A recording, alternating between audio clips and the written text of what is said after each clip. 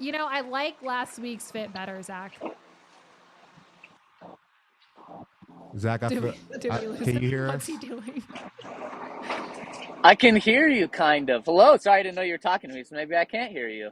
No, Yeah. it's good. Yeah, I'm glad we have you on. I feel like your face to start the show is exactly how we've been feeling about this game. It's kind of up in the air. Yeah. Overall, biggest takeaways from this game, Zac Stevens? Well, turns out that the Broncos won and lost at the exact same time. Literally within like 30 seconds, the Broncos officially get the win in a game that felt like it was over. And like the first quarter, it was like, okay, the Broncos are going to win this one. It's going to be a really boring game, but they're going to get the win. They're going to keep their season alive. And then right when they officially did, their season ended because the Chiefs wrapped up the division after sacking Jake Browning like 17 times in the final 4 minutes of that game. So disappointing, but unfortunately, we know how to cover this type of season better than anyone because since BSN DNVR has been around, that's all we've been covering is losing seasons and losing teams that aren't in the playoffs. So Broncos officially eliminated from the playoffs, which is disappointing. But you know what? Talking to Sean after the game, he kind of just accepted that that was the case at the end of last week after they lost to the Patriots. Of course, he didn't say that, but that's pretty much how he sounded when talking about this being eliminated was, yeah, we had our opportunity last week. He didn't say they blew it,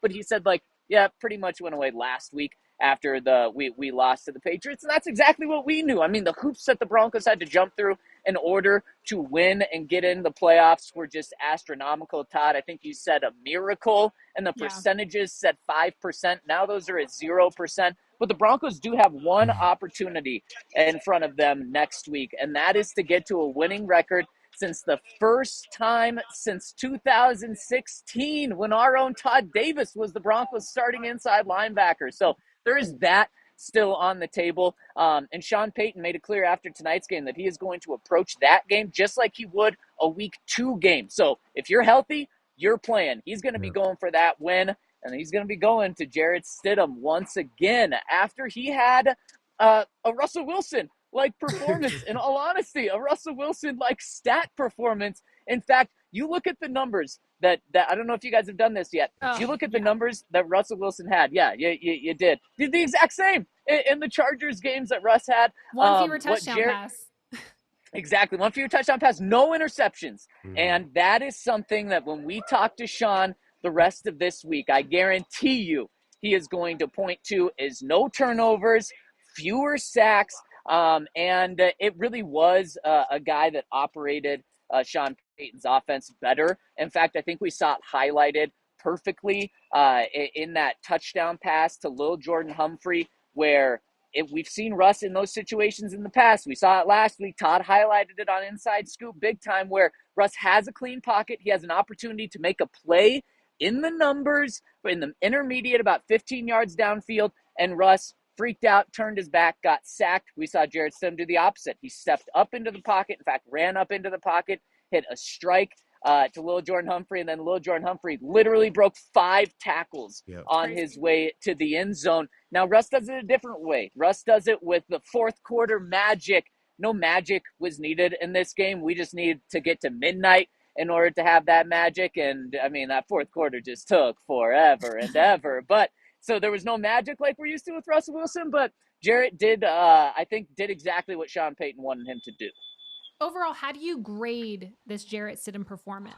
Not comparing him to Russell Wilson, but him on his own. Got to compare him to Russ, but I don't want to. A B. He was good enough.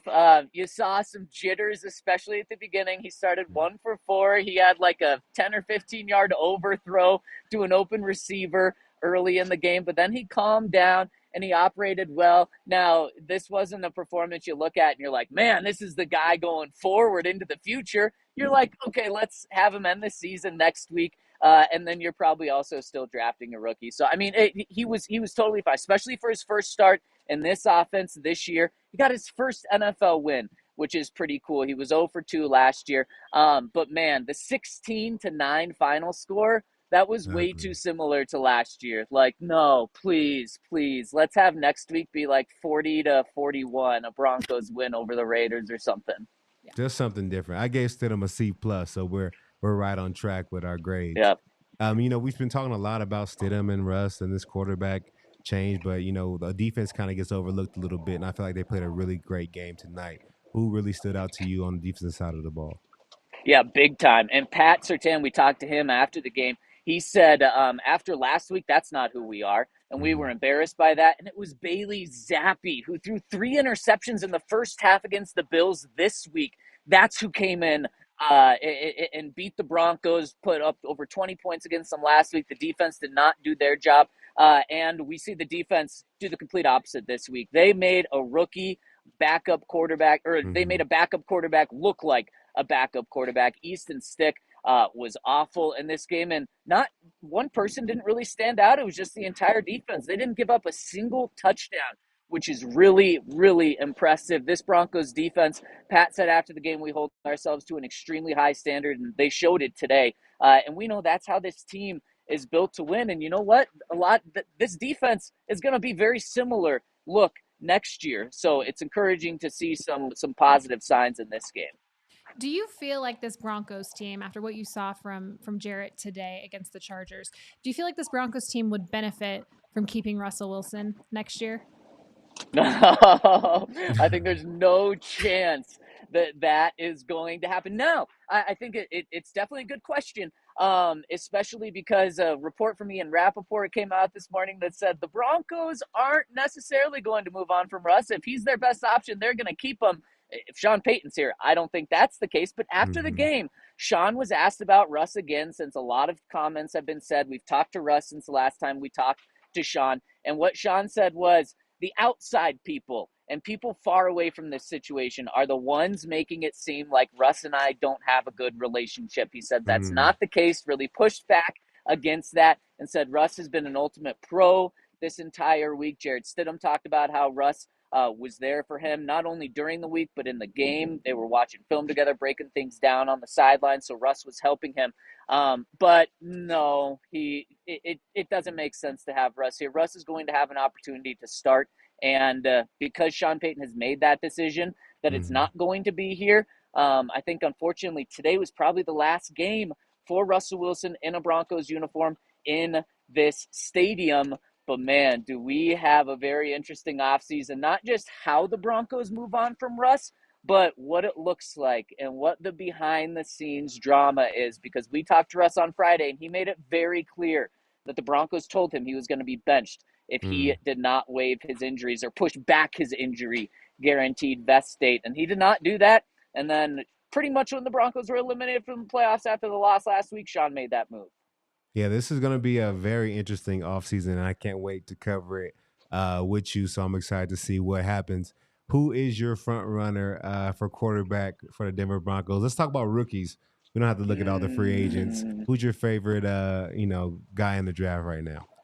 Well, I don't want to look at free agents because the Broncos simply aren't going to be able to pay a free agent. So I like that you're not asking me to do that, Todd, but it's number 3. And I'm not talking Russell Wilson, obviously. It's the number 3 quarterback in the draft. It's either going to be Jaden Daniels or Michael Penix. Right now, I give the nod to Jaden Daniels. I mean, electric. And one of the things, it's that S2 test, which has kind of taken over the Wonderlic test in the NFL in recent years. That shows processing speed. Whoever has the best S2 test between any of the guys in the draft that aren't one of the top 2 guys, Caleb Williams or Drake May, because they're going to be picks 1 and 2, is going to be the Broncos quarterback. Because what do we know? Processing speed and being able to win from the pocket, quick decisions, being able to read a defense, read a line, make checks at the line. That's the most important thing in a Sean Payton offense. That's the thing that he looks for.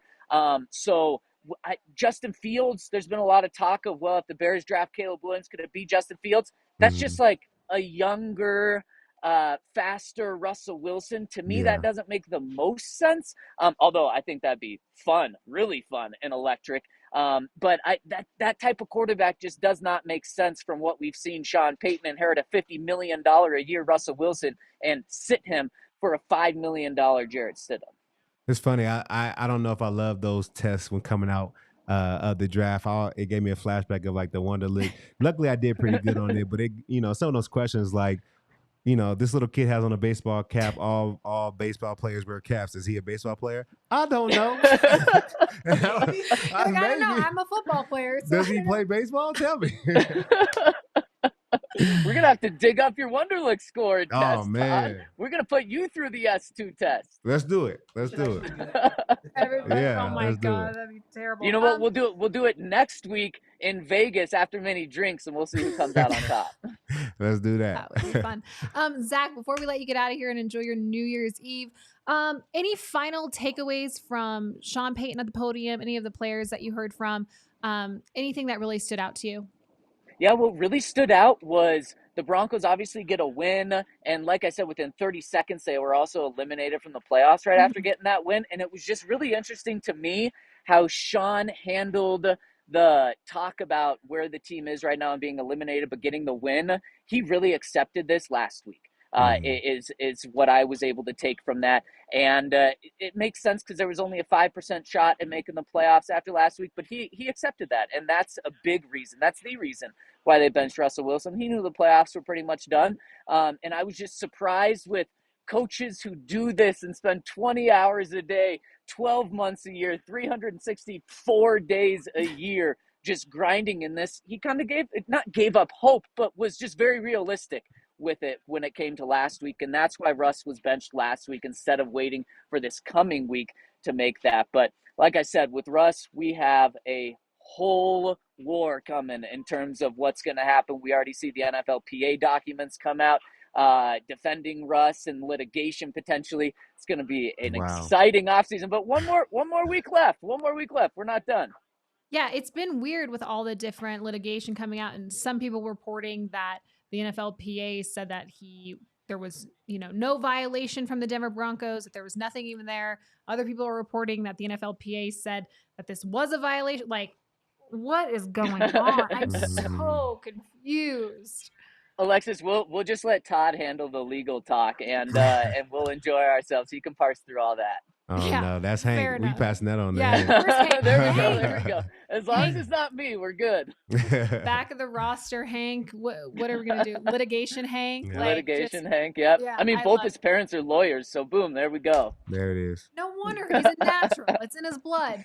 Zach, thank you so much for joining us. We appreciate it. Go have fun here this New Year's Eve. And we'll see you. When's the next live show? You guys going tomorrow? Tuesday. We'll be Tuesday. Yep. Okay. Tuesday. So everyone gets to recover tomorrow. Happy New Year, everyone. Love you too. Have a great New Year. Thanks for having me on. Bye, Zach. Here. He's the best.